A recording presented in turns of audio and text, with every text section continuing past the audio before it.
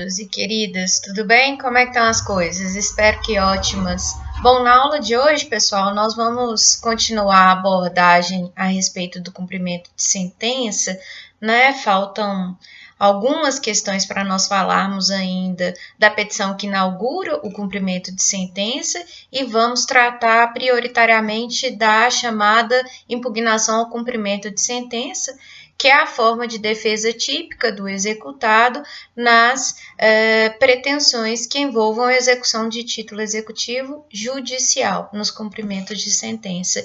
Tudo que eu falar a respeito da impugnação ao cumprimento de sentença valerá, via de regra, também para os cumprimentos de sentença de obrigação de fazer, de não fazer, de entrega de coisa, a execução de alimentos, o cumprimento de sentença ou decisão interlocutória alimentar e o cumprimento de sentença em face da fazenda pública vai ter um pouquinho de peculiaridade que a gente vai tratar mais para frente, tá?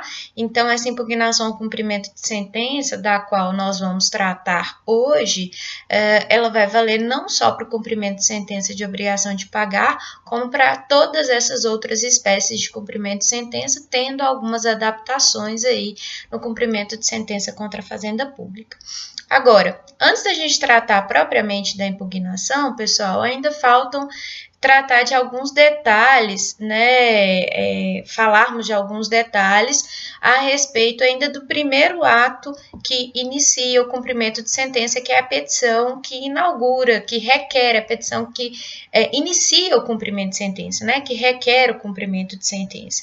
Nós vimos, pessoal, já há algumas aulas, que essa petição, via de regra, não é uma petição inicial, tendo em vista que o cumprimento de sentença, ele se inicia a partir de um título executivo gerado de um processo judicial já existente, né? Então, por exemplo, uma ação de cobrança cuja sentença que transitou em julgado condenou Cláudio ao pagamento de 50 mil, Cláudio não pagou, eu tenho uma sentença que fixa essa obrigação de pagar inadimplida e a gente vai continuar no mesmo procedimento para iniciar o cumprimento de sentença.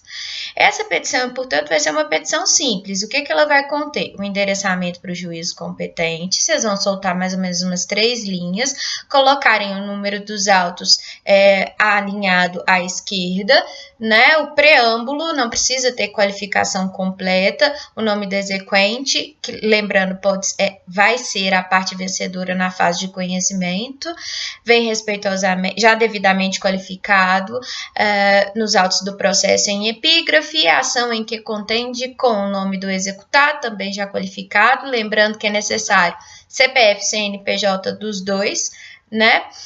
Por meio de seu advogado signatário, requerer o cumprimento de sentença do julgado transitado em julgado às folhas tais. E aí vocês vão solicitar, vão indicar basicamente que as folhas tais transitou em julgado a sentença tal, suponhamos que seja a sentença da ação de cobrança.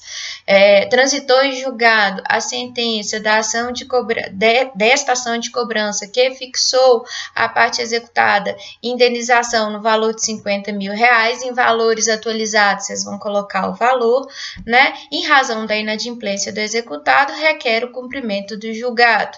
É necessário que vocês formulem o seguinte pedido: requer a intimação do executado na pessoa do seu advogado para que em 15 dias efetue o pagamento do valor atualizado do débito conforme planilha anexa, sob pena de multa de 10%, honorário de 10%, penhora de bens e eventual protesto do título, se houver interesse do credor em protestar o título. Ok, pessoal? Local, data, assinatura do advogado. Conforme nós já comentamos, nessa petição inicial, ela vai seguir os requisitos, essa petição que inicia e não a petição inicial, segue basicamente os requisitos previstos nos artigos 523 e 524. Vamos ler aqui.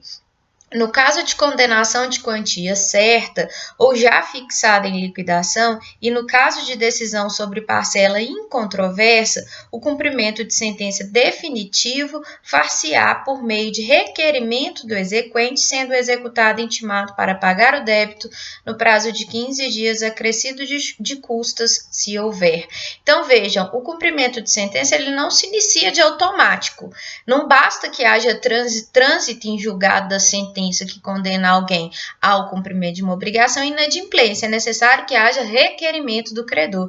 Isso está indicado no caput do 523 e também indicado, pessoal, lá no parágrafo 1º do 513, que diz assim: o cumprimento de sentença que reconhece a obrigação, dever de pagar quantia, provisório ou definitivo, provisório quando ainda está pendente de recurso àquela decisão, mas o recurso não tem efeito suspensivo, e definitivo quando ela já transitou em julgado, faz-se mediante requerimento do exequente. Então, é necessário esse requerimento que inicia o cumprimento de sentença. E aí, continuando na redação do 523, vejam só, não ocorrendo o pagamento voluntário no prazo do caput, o débito será acrescido de multa de 10% e também honorários de advogado de 10%. Então, essas são as consequências decorrentes do inadimplemento do executado no prazo disponibilizado a ele para pagamento voluntário, prazo que é de 15 dias. Isso vocês vão pedir também como sanção aí no pedido que vocês vão fazer na petição de cumprimento de sentença, beleza? E na sequência, parágrafo 2º, efetuado o pagamento parcial no prazo previsto no caput, a multa e honorários previstos no parágrafo 1º incidirão sobre o restante. A gente já vai ver que é possível se fazer um pagamento parcial. E o parágrafo 3º trata da penhora. Não efetuado tempestivamente o pagamento voluntário, será expedido desde logo mandado de penhora e avaliação, seguindo-se os atos de expropriação. Então, vejam, pessoal, que os parágrafos do 523, primeiro e terceiro, basicamente, traçam as consequências decorrentes da inércia do executado dentro do prazo para pagamento voluntário de 15 dias, que é facultado a ele a partir do momento em que o credor requer o início do cumprimento de sentença, ok?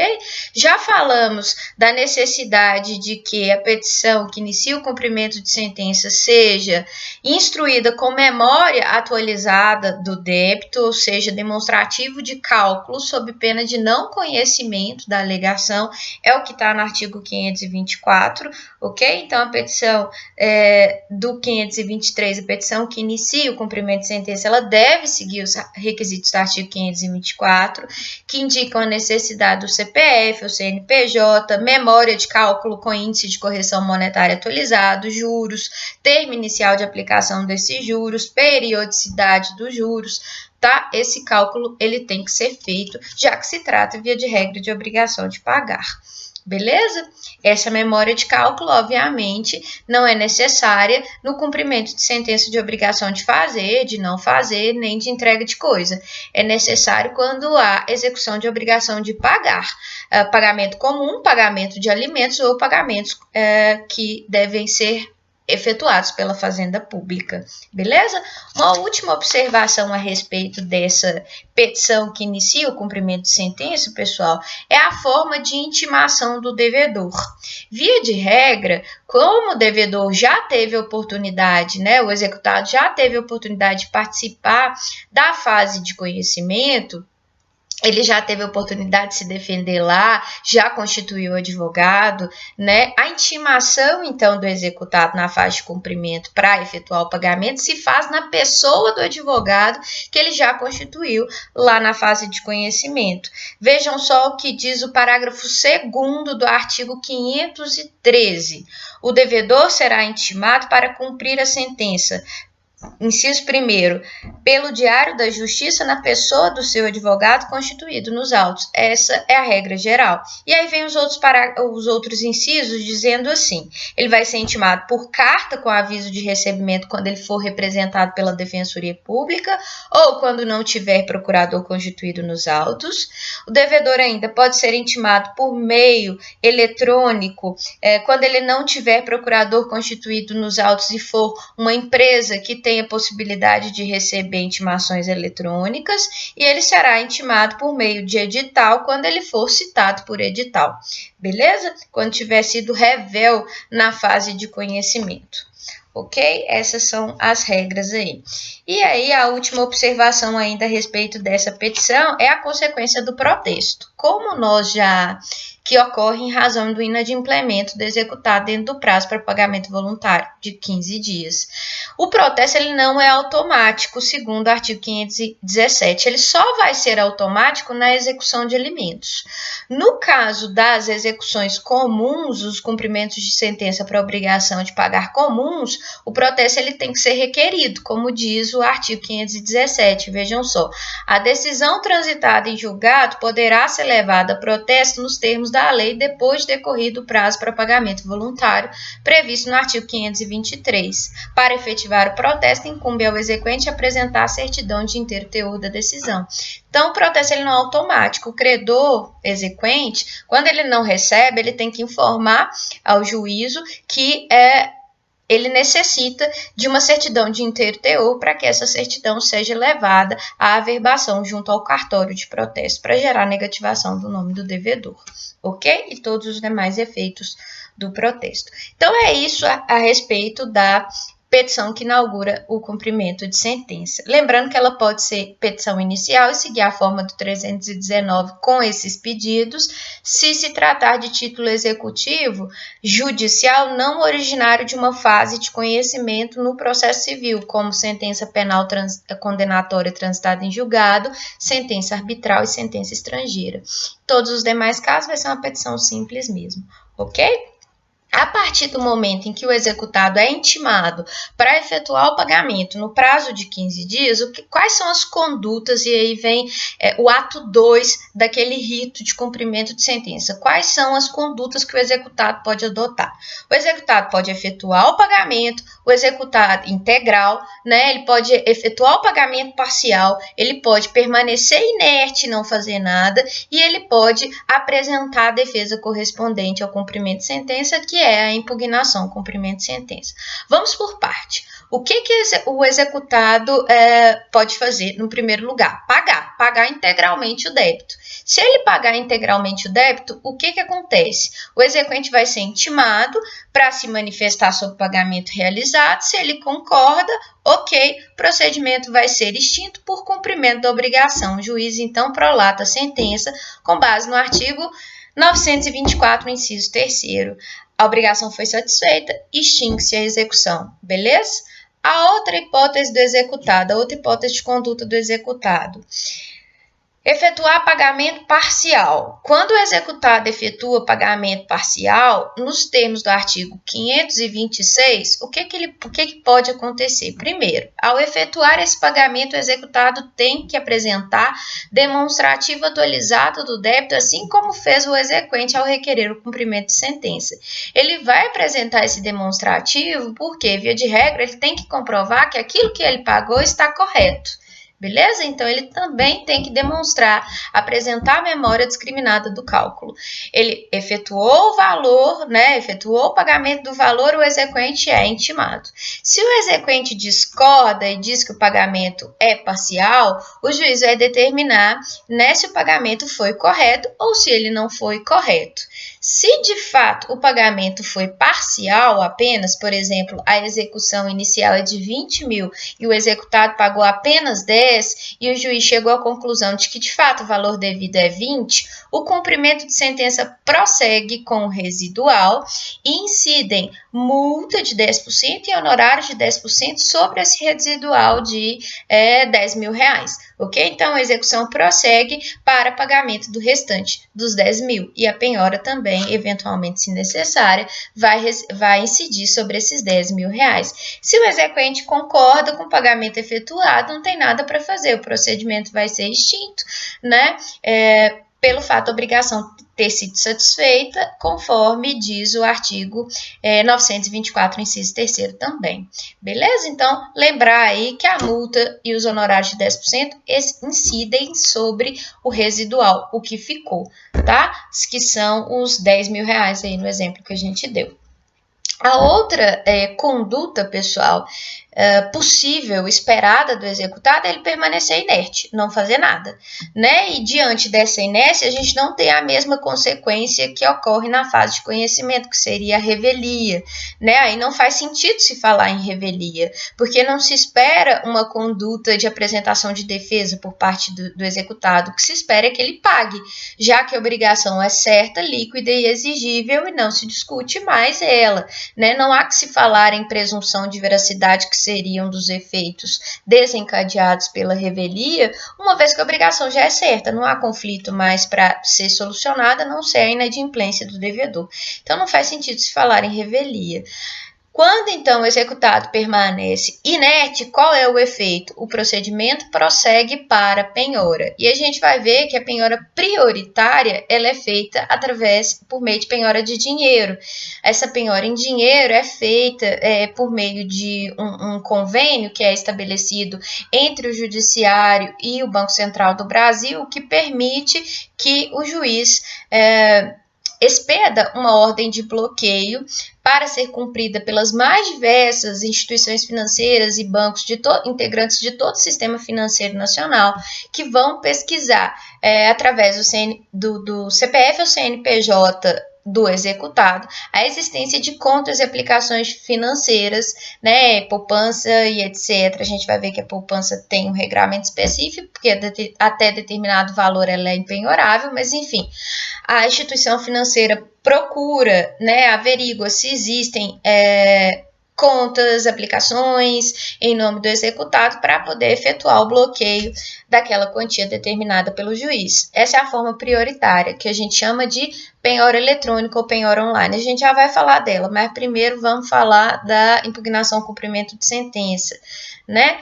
E aí, se não for possível a penhora eletrônica, penhora de bens, beleza? Agora vamos entrar propriamente no nosso tema aqui, que é a quarta conduta possível do executado, tá? Que é a apresentação de defesa. A modalidade típica de defesa para o executado em cumprimento de sentença, para todos os tipos de cumprimento, é a chamada impugnação ao cumprimento de sentença.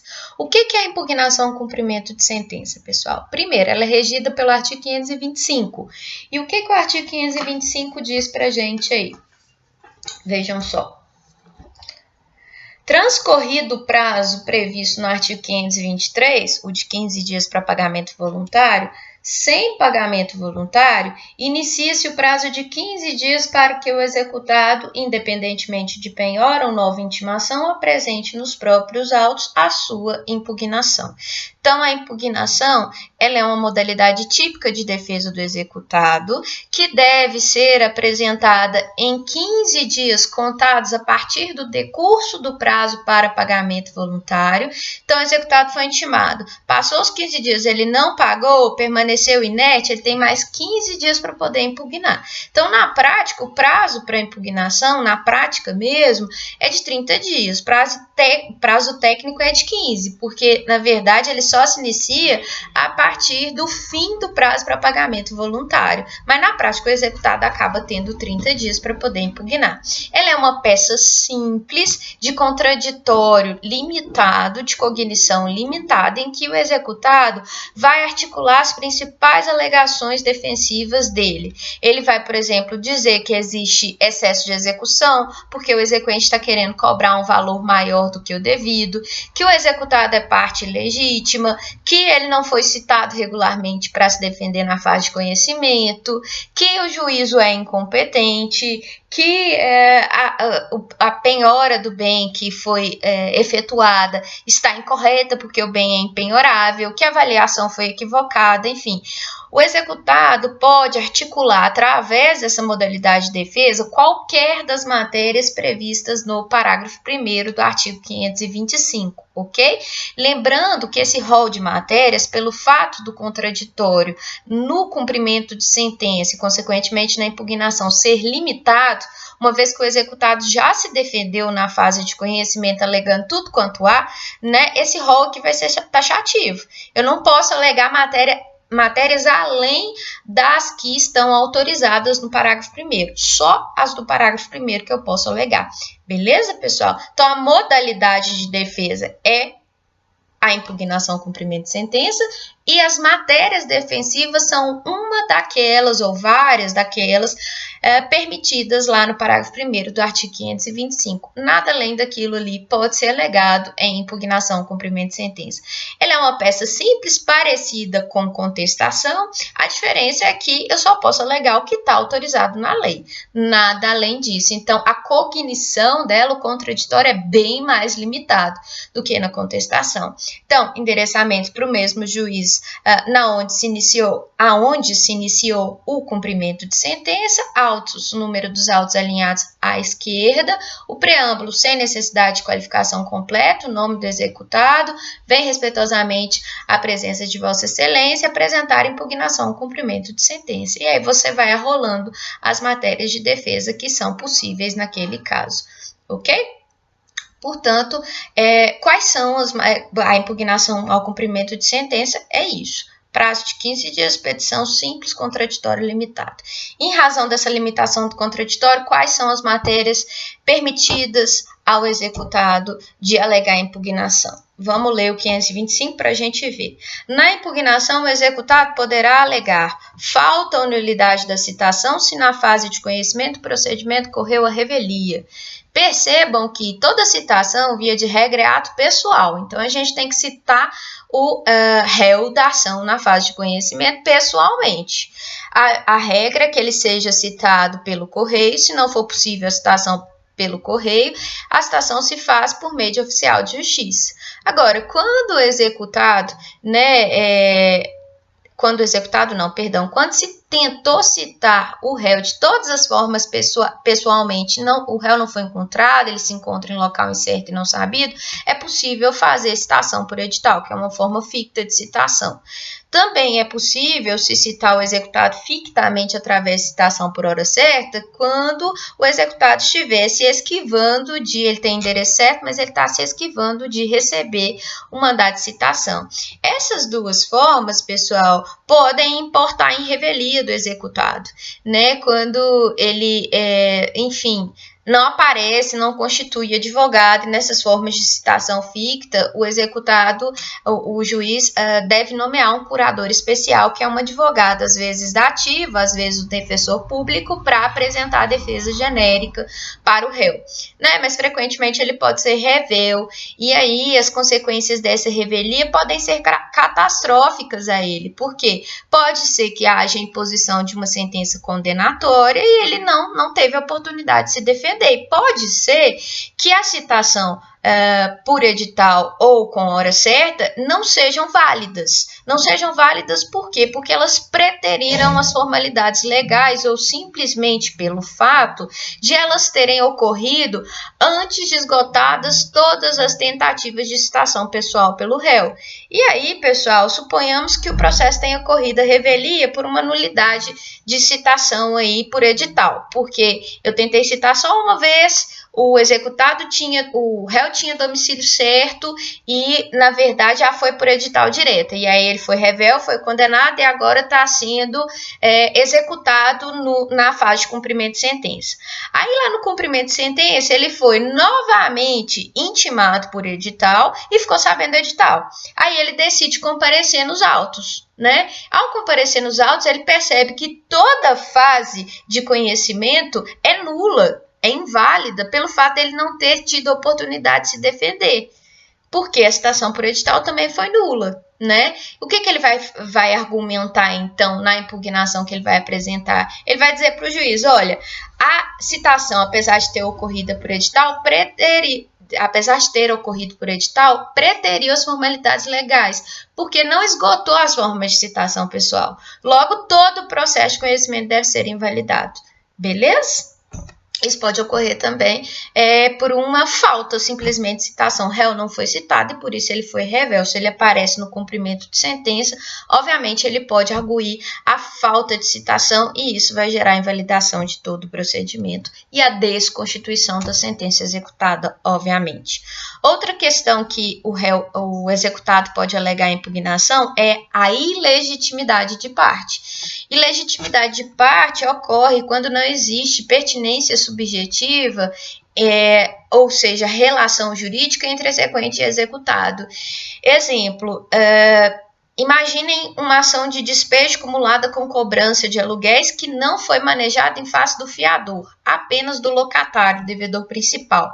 Aí, diante do inadimplemento do locatário, o locador, que foi vencedor na fase de conhecimento, decide colocar o fiador só na fase de cumprimento de sentença. Ele pode isso? Não, ele não pode. Existe uma proibição legal decorrente do parágrafo 5º do artigo 513, olha só. O cumprimento de sentença não poderá ser promovido em face de fiador ou de co-obrigado ou de corresponsável que não tiver participado da fase de conhecimento. Por quê? Porque o contraditório da impugnação é limitado. Logo, se o fiador não teve oportunidade de se defender na fase de conhecimento, ele não pode ser incluído no cumprimento de sentença. Ele vai alegar que é parte ilegítima. Beleza? Impugnação. Outro exemplo, inexigibilidade do título ou inexequibilidade da obrigação. Um título é inexigível, por exemplo, quando ele ainda não venceu. A obrigação não pode ser exigida ainda. Uma obrigação é inexequível, exemplo de inexequibilidade da obrigação, pessoal, tá? Vamos fazer a leitura dos parágrafos para ficar mais fácil para vocês. Olha só, 12, 13, 14, 15 do 525 são exemplos de obrigações inexequíveis. Olha só, todos eles se referem à mesma situação. Para efeito do disposto no inciso 3º do parágrafo 1º desse artigo, considera-se também inexigível a obrigação reconhecida em um título executivo judicial, fundado em lei ou ato normativo considerado inconstitucional pelo Supremo Tribunal Federal, ou fundada em aplicação ou interpretação da lei ou do ato normativo tido pelo Supremo Tribunal como incompatível com a Constituição, em controle de constitucionalidade concentrado ou difuso. O que significa isso? Imaginem, pessoal, que uma sentença tenha sido prolatada com base numa determinada norma que até então era constitucional. Acontece que essa norma foi declarada inconstitucional pelo Supremo, numa ação direta de inconstitucionalidade, ou no recurso extraordinário repetitivo, ou num incidente de arguição de inconstitucionalidade, ela foi declarada inconstitucional pelo Supremo, em controle difuso ou concentrado. Bom, essas decisões do Supremo, elas são vinculantes. Isso significa que elas se aplicam a todos os tribunais que estão abaixo do Supremo. Ou seja, todo mundo tem que cumprir aquela decisão que declarou a inconstitucionalidade da norma. Ora, se o título é originário de uma norma que é inconstitucional, o que acontece com o título? A obrigação contida nele se torna inexigível, já que a norma que o ampara foi declarada inconstitucional. Beleza, pessoal? Aí, caso isso ocorra, é necessário que essa alegação venha em impugnação ao cumprimento de sentença. O executado vai arguir. Olha, até então, a sentença era válida, só que a partir do momento que eu tive decisão do Supremo, ela se tornou inexequível, uma vez que a norma que ampara a sentença foi declarada inconstitucional, beleza? E aí, uma atenção aqui de vocês para essa questão da norma declarada inconstitucional pelo Supremo que ampara a sentença objeto do cumprimento. Vocês têm que olhar o momento da declaração de inconstitucionalidade para saber se essa alegação pode ser feita em impugnação ao cumprimento de sentença, ok? Por quê? Se a declaração de inconstitucionalidade ela foi proferida pelo Supremo antes do trânsito em julgado da sentença que está sendo objeto de cumprimento, aí essa alegação vai ser feita em impugnação. A alegação de inconstitucionalidade vai ser feita em impugnação.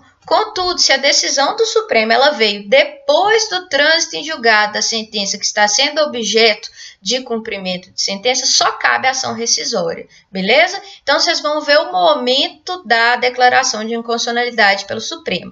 Se ela foi anterior ao trânsito em julgado, é impugnação ao cumprimento de sentença. Se ela foi posterior ao trânsito em julgado da sentença executada, vai ser só ação rescisória, beleza? É o que dizem aí os parágrafos 14 e 15 do 525, vejam só. A decisão do Supremo Tribunal Federal, referida no parágrafo 2º, deve ser anterior ao trânsito em julgado da sentença exequenda. Se a decisão referida no parágrafo 2º for proferida após o trânsito da decisão exequenda, caberá ação rescisória, cujo prazo será contado do trânsito em julgado da decisão proferida pelo Supremo Tribunal Federal. Como nós já vimos, a ação rescisória prevista a partir do artigo 966, só com base naqueles vícios, ela pode ser ajuizada em até 2 anos contados do trânsito em julgado da decisão que se quer rescindir. Aqui, contudo, o prazo é contado da decisão do Supremo e não do trânsito em julgado da decisão que eu estou executando, beleza? Já que o vício que motiva a ação rescisória aqui é a decisão de inconstitucionalidade da norma pelo Supremo. Ok, pessoal? Então, prazo de 2 anos eu conto da decisão do Supremo. Só para complementar o raciocínio dessa questão da norma declarada inconstitucional, que é inexigível, né, que torna a obrigação inexigível, o parágrafo 13 do artigo 525 diz assim: no caso do parágrafo 12, os efeitos da decisão do Supremo Tribunal Federal poderão ser modulados no tempo em atenção à segurança jurídica. O que é modulação de efeitos? Modulação de efeitos é a possibilidade do STF definir a partir de que momento aquela declaração de inconstitucionalidade vai passar a surtir efeitos. Via de regra, uma declaração de inconstitucionalidade em controle concentrado, ela surte efeitos ex tunc, retroativos. Toda a norma é nula, né? Todos os efeitos produzidos pela norma são nulos. Acontece que muitas vezes esse efeito, ao invés de ser retroativo, o STF vai fixar a partir de quando aquela norma é inconstitucional, vai preservar os efeitos jurídicos anteriores para evitar prejuízo às pessoas, basicamente. Caso isso ocorra, a gente tem que verificar se aquela situação que é objeto de cumprimento de sentença está sendo realmente atingida pela decisão do Supremo, porque em razão da modulação de efeito, pode ser que aquela situação jurídica esteja preservada, ou seja, a declaração não teve efeito retroativo, então não vou atingir o meu caso, beleza? Isso aí também deve ser avaliado. O que mais que pode ser alegado em impugnação ao cumprimento de sentença? Pode o devedor executado alegar penhora incorreta ou avaliação errônea. O que é a penhora incorreta? Uma penhora que está muito além do valor ou muito aquém do valor executado, ou uma penhora de bem que é impenhorável, né? A gente já vai ver o rol de impenhorabilidades nas próximas aulas, né? Avaliação errônea é uma avaliação que atribui um valor muito superior ao do mercado do bem que está sendo penhorado, ou uma atribuição de valor muito aquém do valor de mercado. É possível ainda ao executado alegar excesso de execução ou cumulação indevida de execuções. Vamos por partes. O que é excesso de execução? Excesso de execução, basicamente, é a cobrança de valor além do que está devido, do que é devido pelo exequente. Quando o executado alegar excesso de execução, ele tem que necessariamente apresentar demonstrativo do débito indicando o quanto que ele entende como devido por ele, né? Não adianta ele dizer genericamente que o valor cobrado pelo exequente está muito além do que ele deve. Ele tem que indicar o quanto ele deve apresentar a memória de cálculo, indicando que o valor apresentado pelo exequente está equivocado. Se ele não fizer isso, pessoal, a alegação de excesso não vai ser conhecida, conforme demonstra o parágrafo 4º, vejam só, lá do 525. Quando o executado alegar que o exequente em excesso de execução pleiteia quantia superior à resultante da sentença, cumprir-lhe-á declarar de de imediato o valor que entende correto, apresentando demonstrativo discriminado e atualizado do seu cálculo. Parágrafo 5º, na hipótese do quarto, não apontado o valor correto ou não apresentado demonstrativo, a impugnação será liminarmente rejeitada. Beleza, pessoal? Então, tem que apresentar o memorial atualizado do débito sob pena dessa impugnação nessa parte que se refere ao excesso ser rejeitada. Ok? Cumulação indevida de execução, que é a segunda parte do dispositivo aí. Lembrando que eu só posso cumular execução, pessoal, se eu reúno os requisitos do artigo 780, que diz que a acumulação é permitida, ainda que fundada em títulos diferentes, se o executado for o mesmo, se for a mesma pessoa executada, executado diferente não posso botar na mesma ação, desde que para todas as obrigações o procedimento seja o mesmo. Então, eu não consigo colocar numa mesma ação de execução, numa mesma pretensão executiva, obrigação de pagar junto com a obrigação de fazer, porque são obrigações de natureza diversa que vão ter ritos executivos diversos. Essa é uma hipótese de cumulação indevida de execuções. É possível ainda se alegar incompetência absoluta ou relativa do juízo da execução.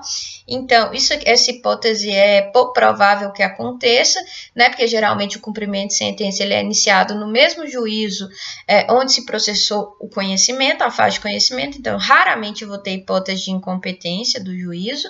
E, por fim, o inciso 7º vai dizer que a impugnação, pode-se alegar na impugnação qualquer causa modificativa ou impeditiva, modificativa ou extintiva da obrigação, como pagamento, novação, compensação, transação ou prescrição, desde que supervenientes a sentença. Então, suponhamos que eu tenha obtido uma sentença condenatória do Cláudio numa ação de cobrança ao pagamento de 50 mil, contudo, depois que a sentença depois que a sentença foi proferida, o Cláudio celebrou um contrato de empréstimo comigo, no qual eu emprestei para ele 40 mil reais, ele não me pagou. E aí eu vou alegar aqui na impugnação cumprimento de sentença, compensação de dívidas, tendo em vista que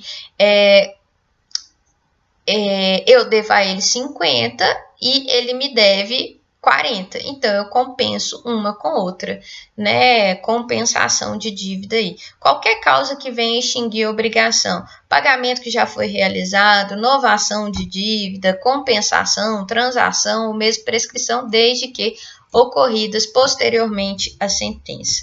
Beleza? Para finalizar a impugnação. A gente ainda tem algumas observações, vejam só. A alegação de impedimento ou de suspeição, segundo o parágrafo 2º do 525, não vai ser feita em impugnação, ela vai ser feita em petição à parte, como ocorre na fase de conhecimento. Se eu quero alegar suspeição ou impedimento do juiz, conforme o disposto nos artigos 146 a 148, por exemplo, uma hipótese de impedimento, o fato das partes serem parentes do juiz exequente e executado, ou do advogado ser parente do juiz, eu vou alegar isso por petição à parte, não em impugnação ao cumprimento de sentença. Beleza? A impugnação ela vai ter prazo em dobro se os executados forem litisconsortes com procuradores diferentes e os autos físicos. Beleza? O que mais a gente tem que falar? A impugnação apresentada, ela não tem, via de regra, efeito suspensivo. Isso significa que não basta a apresentação da impugnação para que o juiz determine a suspensão da prática dos atos executivos ocorridos no cumprimento de sentença. É o que está previsto no parágrafo 6º. Contudo, apesar de não haver efeito suspensivo automático, pode haver atribuição desse efeito? Pode. Quais são os requisitos para atribuição desse efeito suspensivo? Primeiro, o juiz não atribui de ofício. A parte executada tem que requerer. E para requerer e conseguir o efeito suspensivo, ela tem que garantir o juízo, ou seja, apresentar uma espécie de garantia que assegure o pagamento daquele valor executado. Essa garantia pode ser feita através de penhora, caução ou depósito. Penhora de bens ou de dinheiro, caução é o oferecimento de uma coisa em garantia ou de um fiador como garantia do pagamento da dívida, e depósito do valor cobrado. Ela pode apresentar uma dessas três garantias E além de garantir o juízo, a parte executada tem que comprovar a possibilidade de acolhimento da alegação e um perigo de dano dirigido a ela. Beleza? É isso que está aí no parágrafo 6º, parte final. Podendo o juiz, a requerimento do executado, e desde que garantido o juízo por penhora, caução ou depósito suficientes, atribuir-lhe efeito suspensivo se os fundamentos da impugnação forem relevantes e se o prosseguimento da execução for manifestamente suscetível de causar ao executado dano grave de difícil ou incerta reparação. Beleza? Então, probabilidade de acolhimento da impugnação e, além disso, perigo de dano para o executado.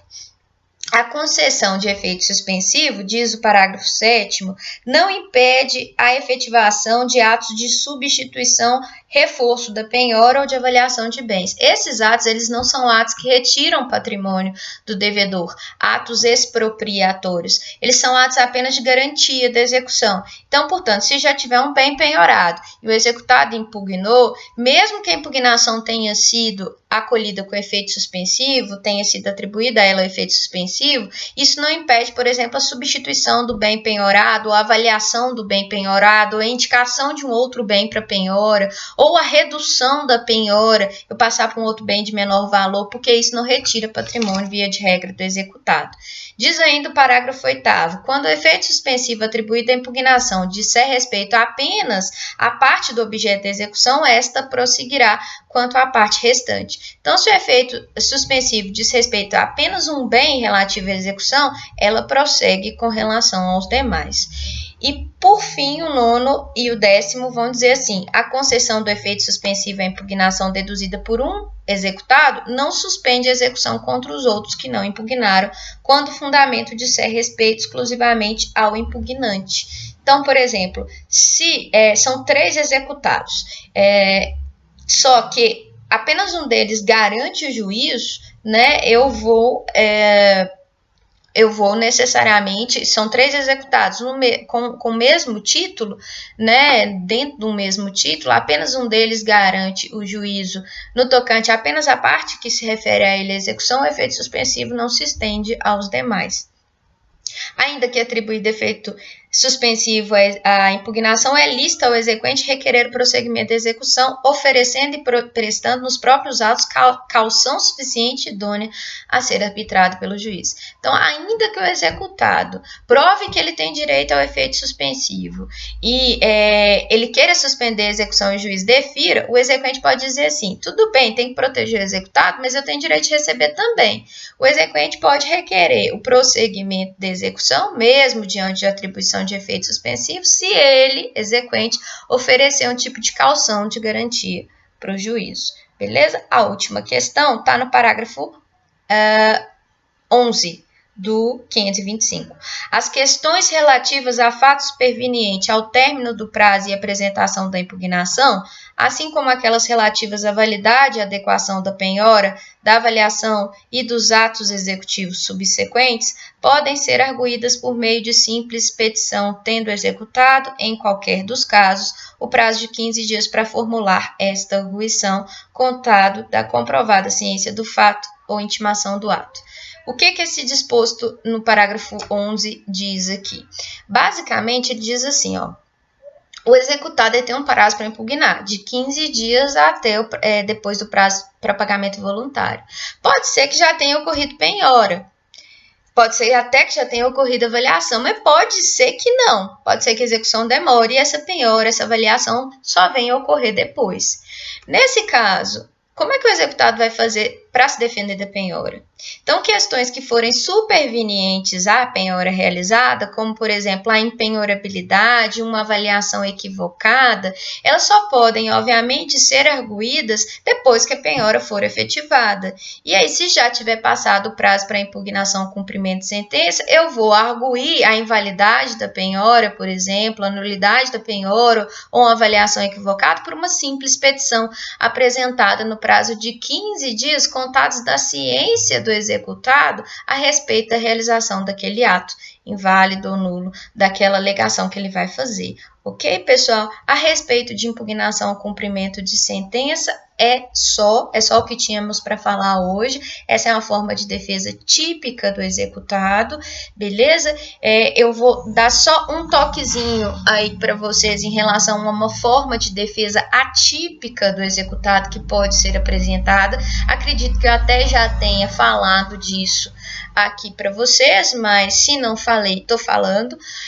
Existe uma criação, pessoal, da prática do foro, né, que acabou sendo acolhida pela jurisprudência e pela doutrina, que é a possibilidade do executado apresentar exceção de pré-executividade. E o que é essa exceção de pré-executividade? É uma forma de defesa criada pela jurisprudência e pela doutrina, não muito utilizada em cumprimento de sentença, ela é mais utilizada nas execuções fiscais, tendo em vista que lá, para que o executado apresente defesa, é necessário que ele garanta o juízo com penhora, caução ou depósito, que não é exigido aqui na impugnação, só para atribuição de efeito suspensivo, que aqui se exige a garantia do juízo, né? E a exceção de pré-executividade, ela é apresentada por petição simples nos autos e exige que o executado argua em defesa matérias de ordem pública que podem ser comprovadas documentalmente. Por exemplo, uma prescrição, se o pagamento já ocorreu, uma ilegitimidade de parte, uma incompetência do juízo,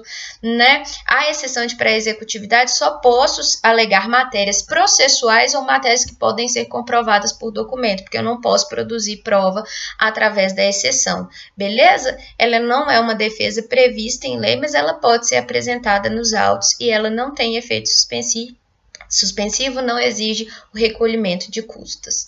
Bom, tanto para decidir a impugnação ao cumprimento de sentença, quanto para decidir a exceção de pré-executividade, o juízo se vale de uma decisão interlocutória, que vai dizer se acolhe ou se rejeita a defesa. Pode ser que, eventualmente, essa decisão interlocutória seja sentença. Suponhamos que o executado argua em defesa prescrição. Se de fato o débito estiver prescrito, o juiz, ao decidir a impugnação e acolhê-la, vai extinguir o processo pela ocorrência de prescrição. Mas, em quase todos os casos, será uma decisão interlocutória que decidirá a impugnação ao cumprimento de sentença, e essa decisão interlocutória, por ocasião do disposto no parágrafo único do artigo 1015, é agravável. Cabe agravo de instrumento para poder impugnar o conteúdo dela, já que não cabe apelação porque já houve sentença, né? Então, a decisão tem que ser necessariamente agravável. Ok, pessoal? É só... não, tem mais um pouquinho. Mais uma questãozinha. Parcelamento, que é a chamada moratória legal, moratória legal, desculpa. É possível se fazer o parcelamento da dívida pelo executado no cumprimento de sentença? A resposta é não, tá? Não existe permissivo legal para que haja parcelamento da dívida em 6 vezes fixas, com depósito de 30% do valor à vista, como ocorre nas execuções de título executivo extrajudicial. Tá? Isso não é permitido, é vedação legal expressa. O que eu posso fazer é um acordo para poder parcelar, mas não existe direito do executado automático de poder parcelar, independentemente da vontade do exequente. Ok, pessoal? Na próxima aula nós vamos falar de penhora, de bens empenhoráveis, de formas de penhora e etc, etc, etc. Até mais, eu coloco o texto e exercício de fixação para vocês no SGA. Um beijo, tchau, tchau e até mais.